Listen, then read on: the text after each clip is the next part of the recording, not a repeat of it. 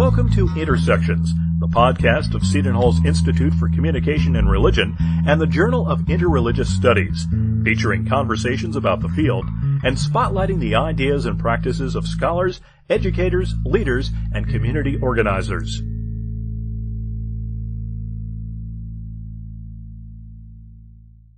Well, thanks so much for joining us. My name is Bernie Wagenblast, and we're having a very special interview for our inaugural podcast. We're going to be commemorating the 10th anniversary of the Journal of Interreligious Studies. Now, it actually took place in 2019 as far as the 10th anniversary, since the original publication came out in 2009, but everything is a little bit off in 2020, so why not celebrate the 10th anniversary just a year late? I'm happy to be joined by Dr. Stephanie Varnon-Hughes. She is the director of Claremont Core, the dean of Claremont Lincoln University in Claremont, California. Rabbi Joshua Stanton, the rabbi at East End Temple in New York City, and Rabbi Or Rose. He is the director of the Miller Center for Interreligious Learning and Leadership at Hebrew College in Newton, Massachusetts. Welcome all to the podcast. Thank you. It's so good to be here. Great to have you. Well, as I had mentioned in the introduction, we're talking about the first decade, if you will, for the Journal of Interreligious Studies. And just as way of introduction, Josh and Stephanie, you were there at the beginning. You were the original co-founders. So why don't you take us back to 2009, I guess probably maybe even a little before 2009, and tell us, how did this all come together? Why did you decide to create this Journal of Interreligious Studies? I'll let Josh go second, and I'll tell you what prompted my involvement. And it was an invitation. I got an email from some rabbinical student who was studying in Israel, and he said, "Hey, what's going on with interfaith at Union Theological Seminary?" And I said, "Oh my goodness, let me tell you all the things that are going on with interfaith where I am here in New York City as a graduate student at Union Theological Seminary." But Josh, what prompted you to send that email? I think I was an angsty new rabbinical student, really surprised that I was studying in Jerusalem and learning very little about any other stream of Jewish practice other than the Reform movement of which I was a part, much less any other religious tradition. And I thought, wait a minute, I'm pretty sure Jerusalem is important to people other than Reform Jews. Why am I not learning about this? And Stephanie was student body president at the time. And so I reached out to her and said, "Hey, you're one of the leading students at one of the leading seminaries in the country. Are you doing something we're not doing? Because I feel like there's a lot more that could be done, or maybe a lot more that we could build together." Well, that's interesting, Josh. You talk about being in Jerusalem, and I had been there a couple of times in the past, way back in the 1990s, and it is the center for three of the monotheistic religions, Islam, Christianity, and Judaism. It's such a center. What was it like for you as a student? Were you finding that you were just focused on Reform Judaism and that study that was going on with that? Or did you have any interaction with the other religions? And even when you talk about the other religions, there are multiple subsets of those other religions that are there in Jerusalem as well. I had some interactions, but they were not facilitated by my seminary. And so it opened the question about what was going on in seminary education and what was going on in the study of religion more broadly. And there's always a wonderful question of not who is speaking and what are they speaking about, but what is the lacuna? What is the absence of conversation? And what can we do to convene a conversation about which no one else is? And Stephanie, you were a student in New York City, and again, New York City, a very diverse city. You were so excited to get that question from Josh about what was going on. Tell us a little bit about what was happening at that time there. Right. So I had come to Interfaith. I was a K-12 teacher. So I was a public school teacher in St. Louis, and then later on I taught in the Bronx. And so I was always in classrooms where students were very curious about one another. And that's also what I was seeing as a student in Union. We were curious. Why do you believe that way? Why do you practice that way? Why do you eat that way, right? That's part of being a student. It's part of being a neighbor. It's part of being in community together. And New York City is a great place for that. So I think what was happening is Josh and I were orienting ourselves with this, what's going on? what he was asking is, what's going on in seminary? What's going on in higher education? Why are we not facilitating, as part of the academy, this natural inclination we have for relationship and dialogue?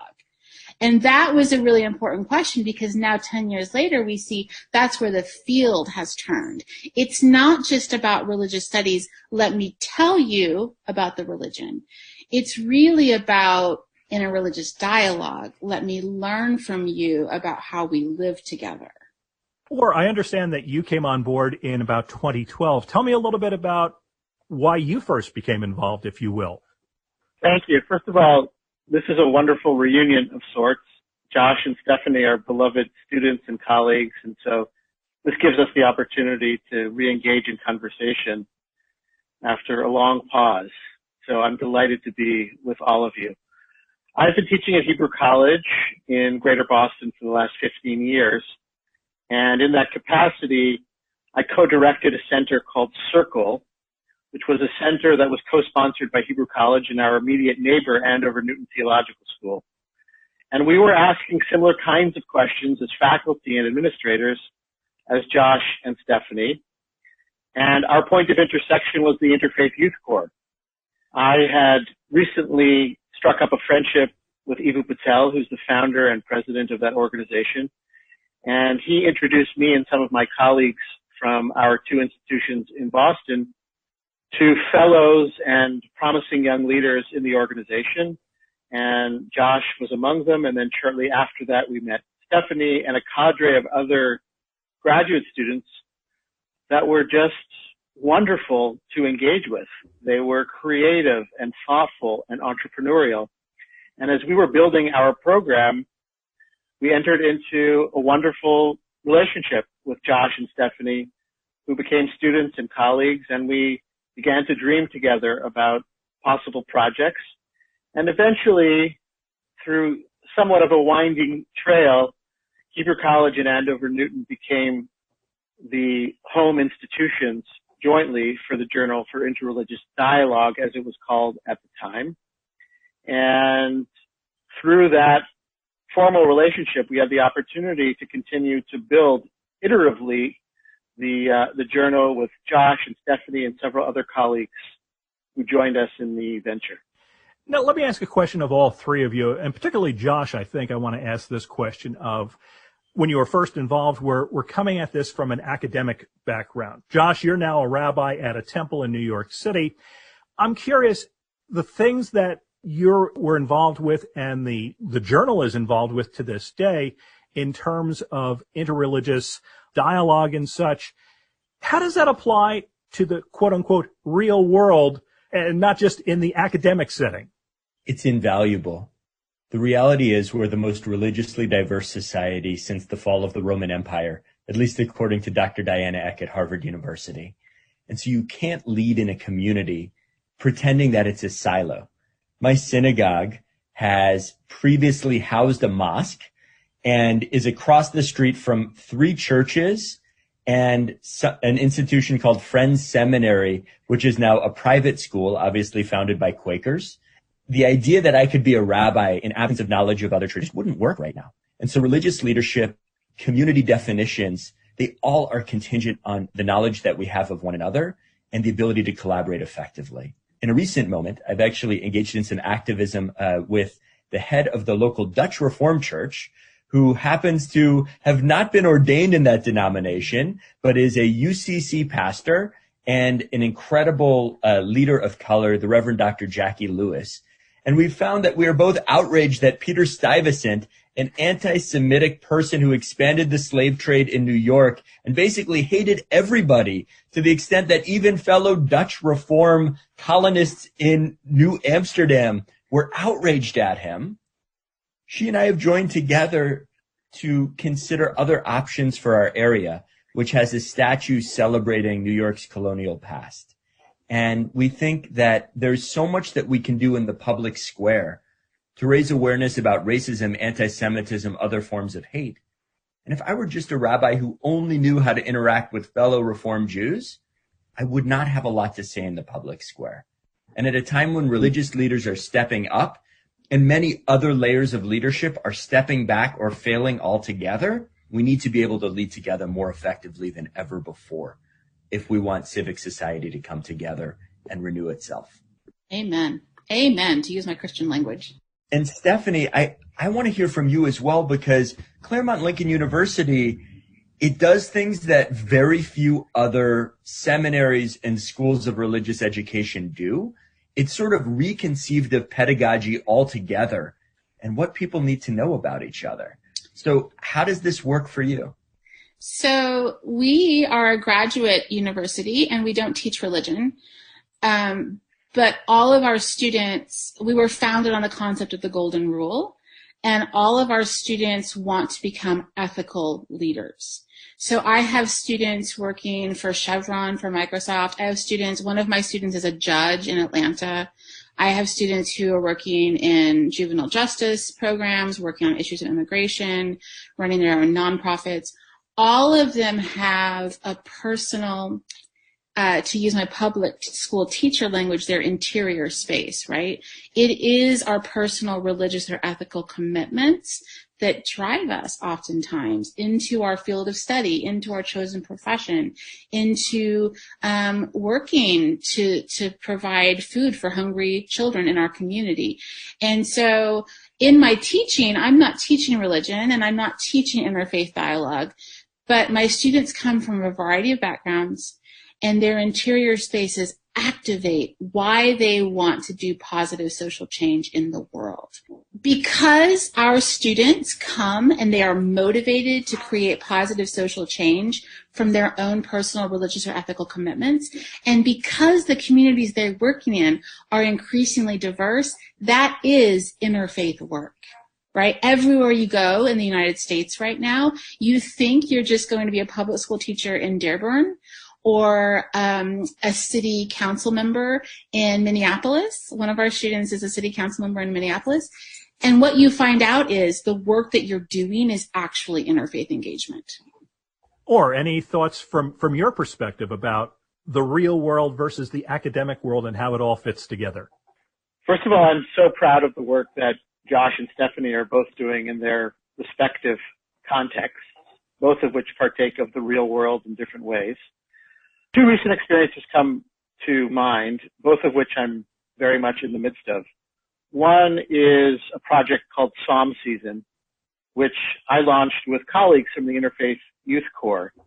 It was a response to COVID-19, knowing that the Book of Psalms, this ancient collection of prayer poems, has been a major resource to Jews and Christians and others, particularly in times of difficulty and crisis. We decided that we wanted to renew our engagement and to do so popularly. That is, to invite as many people who wish to join us in this exploration of these ancient texts in light of the current moment. And so what do the themes of lament, of fear, of anguish, of gratitude, of hope that are expressed by these biblical authors have to say to us today? And when we engage them through the lens of COVID-19, of social uprising, of other issues that are immediate and urgent, something transformative can take place. And so had I not developed relationships with the folks at the Interfaith Youth Corps and folks like Josh and Stephanie and other scholars and activists and artists who are all invested in this project of creating a pluralistic civic society, we could not have mounted this project. And we've had tens of thousands of people reading, listening, commenting, reflecting in a time where people feel very isolated and are in search both of grounding and community. The second example is a more local one. I'm in the midst of planning a project with colleagues from the Center for Teen Empowerment, which is one of the leading youth organizations in the city, dealing particularly with youth in the inner city of Boston. And again, in response to COVID, we decided that we wanted to create a citywide teen commission to invite teens from diverse backgrounds, religious and secular, Jewish, Buddhist, Hindu, Muslim, all of whom have something to contribute to the healing of our city.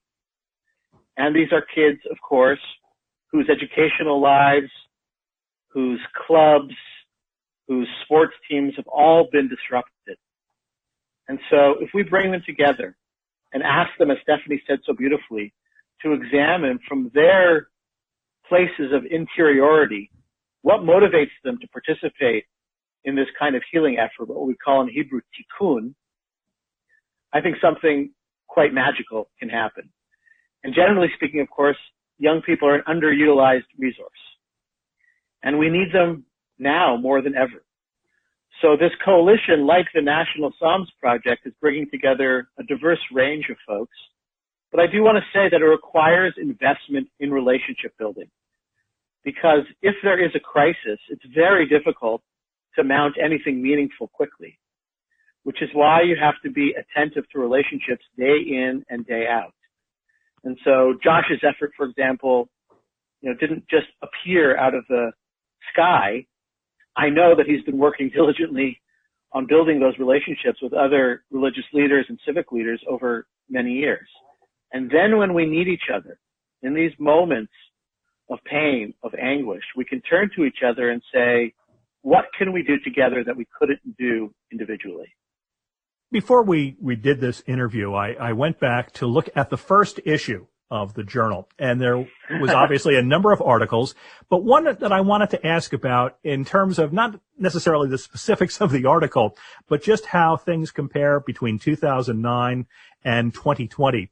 There was an article called Communicative Action, A Way Forward for Interreligious Dialogue. From your viewpoint, Stephanie and Josh, or from your viewpoint of what's going on with the journal now, how have things changed from 2009 to 2020 when it comes to interreligious dialogue, both the good and the bad?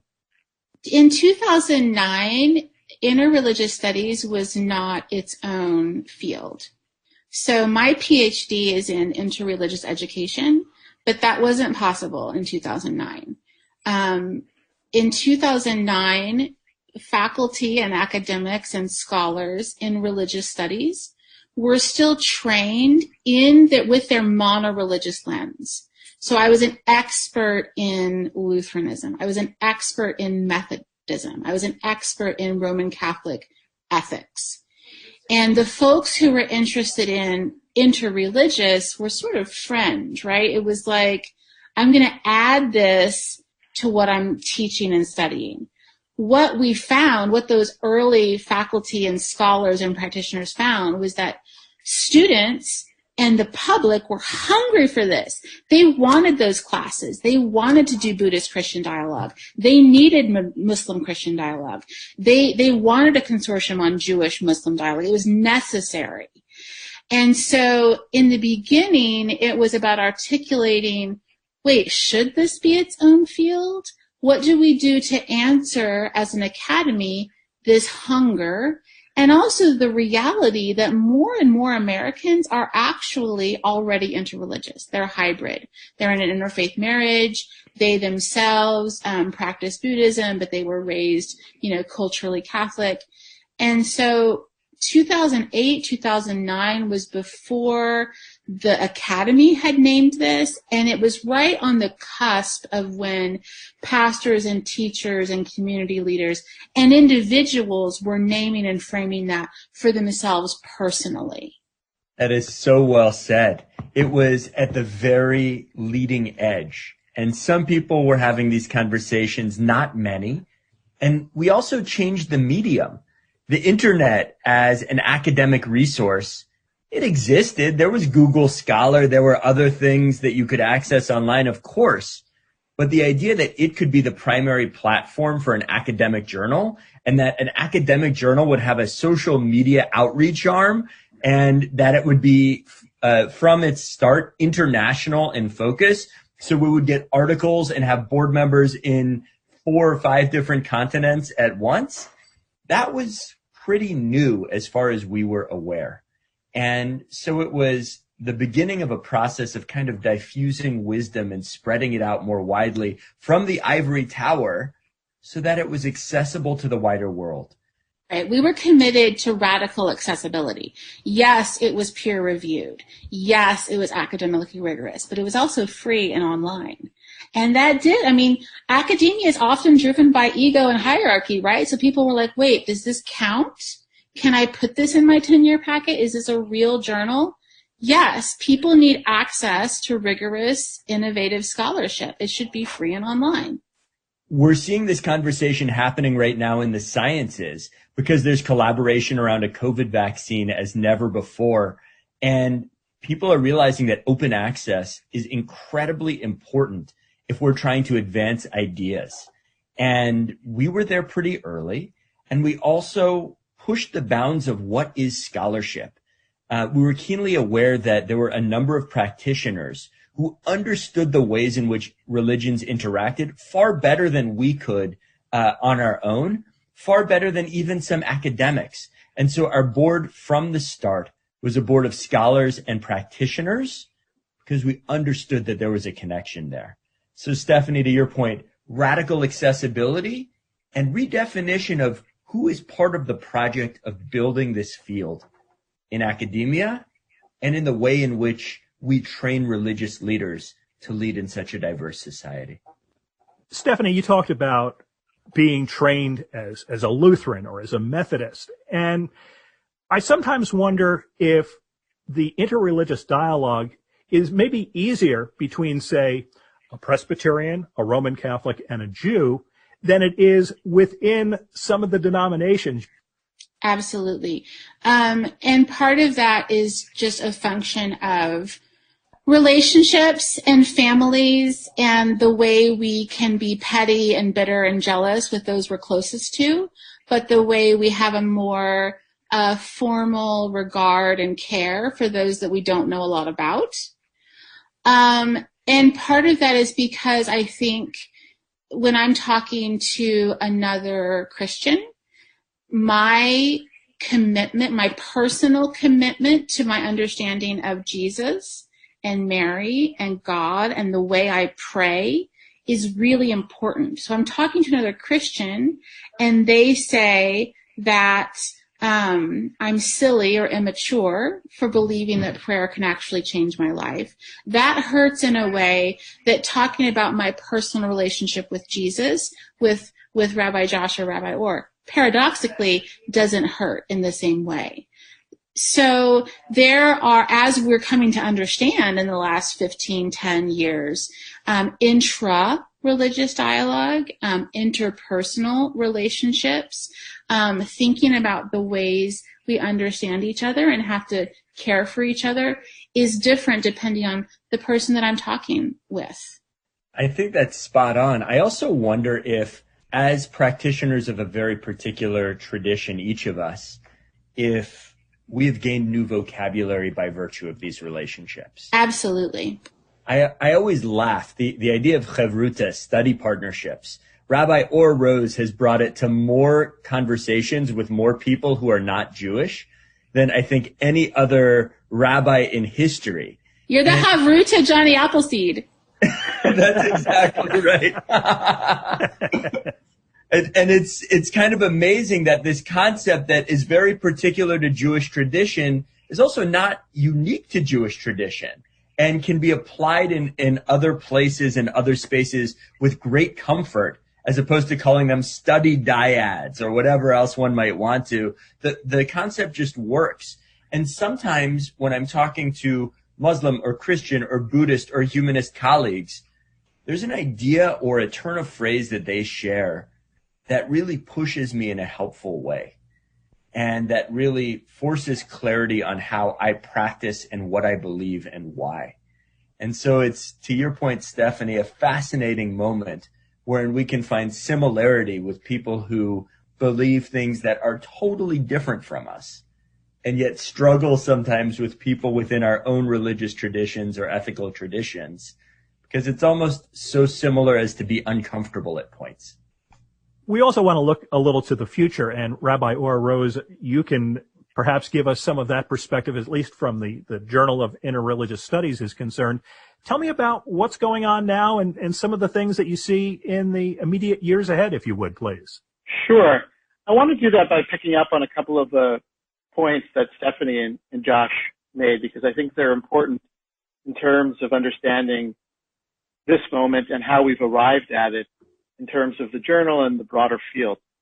One thing to make mention of is that in the democratization of knowledge that has come about through the internet, one of the things that was very important for the journal is the fact that these two younger people that were much more comfortable in digital spaces than I was, or some of my colleagues, were the ones that brought this project to us. And so in addition to interfaith and cross-cultural connections, there was also an intergenerational connection. Something that is unique about these two folks, however, given all of their smarts and their entrepreneurship, they also have a deep understanding of the wisdom of elders.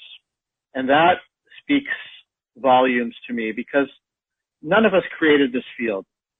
We are all standing on the shoulders of people that came before us. And people have plowed these fields.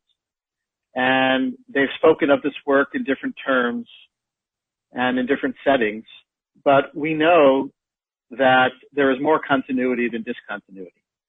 And so the intergenerational nature of this enterprise is important to me. And it has to work in both directions. One thing I think that has changed in terms of the focus of interreligious studies is attention to the intersectional nature of identity, which is a fanciful way of saying that anytime I, as a Jew or as a rabbi, appear, whether privately or publicly, I am also several other things simultaneously. And we need to be attentive to the ways in which each of us is in his or her or their constitution already diverse and situated in different communities. And so much of the work in the last few years of the journal has been focused on the relationship between religion and fill in the blank. Religion and socioeconomics. Religion and educational opportunity and privilege. Religion and the environmental crisis. And so the questions that we're asking tend to be ones about the complex ways in which people are weaving together their individual and communal identities, and what that opens that we might not have been attentive to in the past, and what challenges it presents if we want to think and act deeply and effectively, knowing that each of us is a world unto ourselves. So I would say that's been a major focus of the journal over the last few years. And then just to double down, as it relates to the previous comments by my friends and colleagues, the intersection of theory and practice is very important to us. And so as the journal has matured, we've tried to reach out and actually work with different organizations who have different kinds of specialization, and not to pretend that we have all the expertise in-house. And those relationships have been tremendously fruitful. For example, with the United States Holocaust Museum, or with the Pluralism Project at Harvard University, or with Green Faith. And so more than once a year, the journal will be guest edited by scholars and practitioners who have a particular expertise and who have a particular vantage point in the world that we don't have expertise in and can't see or see as clearly or deeply as we need to see without them. So there is a strong collaborative effort. I also want to give praise and thanks to the other host institutions. Hebrew College has joined forces with the Boston University School of Theology and Hartford Seminary, and together the three institutions co-sponsor the journal. And now we're forging this wonderful relationship with Seton Hall, and so creating that community of reflective practice has been a major focus of the journal. And obviously, moving forward, in light of the situation in which we find ourselves, questions about environmental care and justice, questions that are ongoing about race and equity, questions about particularity and universality, more broadly speaking, which both Stephanie and Josh referred to, continue to animate the work of the journal. Because part of our conviction is that we want to honor the specificity of every human being. And we also understand that we are interconnected in ways that really boggle the mind. We are more deeply interconnected than we could even fathom, biologically and otherwise. And at the same time, right, the goal is not to create a flat land of religious or cultural vanilla, but to have shapes and colors and hues that are beautiful and distinctive, and to continue to build an ethos of pluralism in which it is not a zero-sum game, in which many communities can thrive in their specificity, in their particularity, and have the courage and resilience and generosity and humility to work with and learn from others. So I'll pause there. I think one of the salient realities is that the journal is so much better now than when Stephanie and I were running it. And it is not a critique on the leadership that Stephanie and I showed, but actually I think one of the aspects I'm proudest of, that in stepping back, the journal has surged forward and has thrived under your leadership or under the leadership of so many others in whom you brought into conversation. And I think one of the most powerful legacies and ongoing contributions of the journal is that it pushes the edge, is deeply collaborative, and is focused much more on substance than ego. And so I loved what you said about the shoulders on whom we stand, the Paul Knitters of the world, the many others who did pioneering work decades ago in this area, and also the expertise that you are engaging so proactively in different institutions that speak to issues of religious pluralism or interreligious interaction. It is just beautiful to hear and beautiful to read, given how much the journal continues to grow and change because of its superb leadership today. So it's lovely to be able to look at a distance on the ground that it's covered, and especially how it has blossomed and gone so far beyond any dream that I certainly had when sending an email one day to an incredible student body president at Union. And Stephanie, I don't know how you feel, but it would be interesting to get your take on the journal's continued thriving long after us. Because I think there's a lovely paradox that we were not the magic ingredients. We brought together a whole lot of people who, in unison and in collaboration, created something that feels magic. Yes, my eyes fill with tears when I hear or talk about what's happening now and what will happen. And the journal changed my life.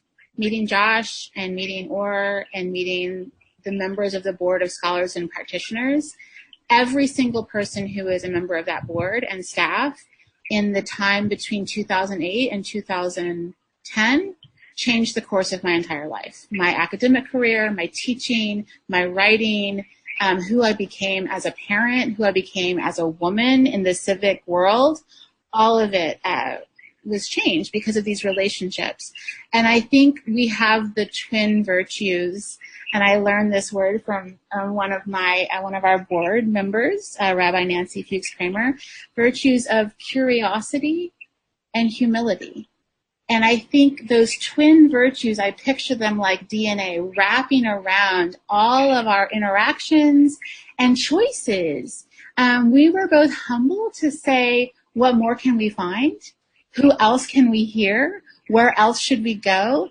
And also deeply curious to want to really know and really want to be changed by everything that we encountered. And I think that that twin spiral is still going strong and moving forward in the journal. And I'm just absolutely, I feel like I'm standing on holy ground when I think about the ways that I was changed as a person and a human and a scholar by those interactions.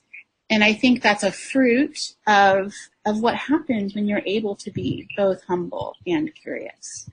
It also feels like we have the privilege of forever being students.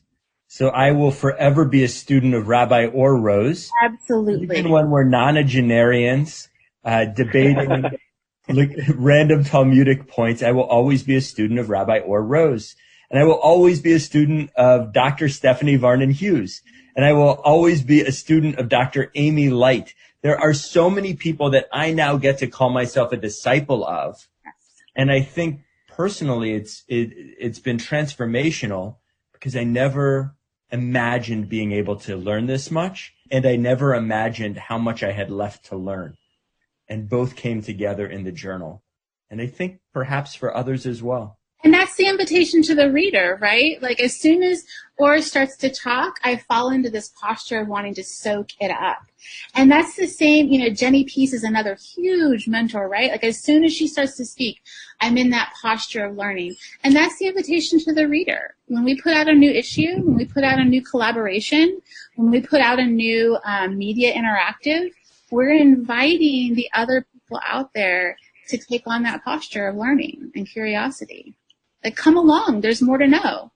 Well, I want to thank you all very much for joining us on this inaugural edition of the podcast. We've been talking about the 10th anniversary of the Journal of Interreligious Studies, and our guests on the podcast have been Rabbi Or Rose, Rabbi Joshua Stanton, and Dr. Stephanie Varnon Hughes. Thank you all very much for taking the time to talk with me. Thank you especially, though, for all the work that you've done on the journal, both bringing it into existence and its continuing existence and its future growth.